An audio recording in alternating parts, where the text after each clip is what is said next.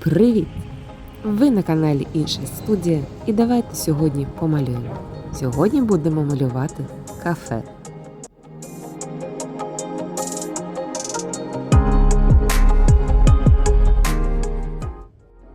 Я взяла з собою акварельний папір маленького формату. Це такі акварельні листівочки.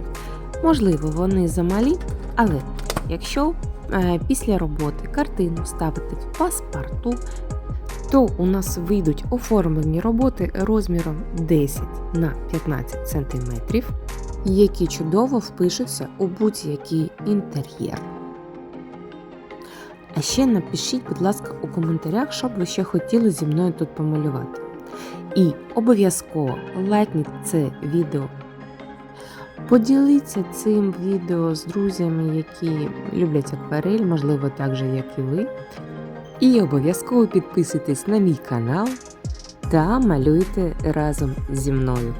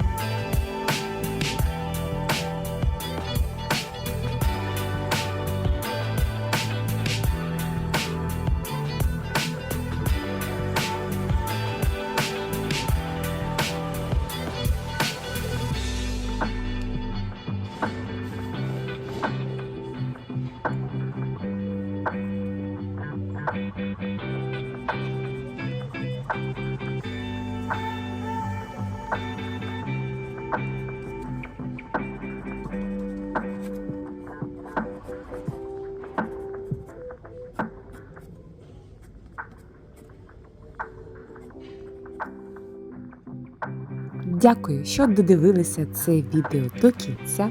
Будь ласка, з вас лайк, підписка, і я чекаю вас у наступних відео.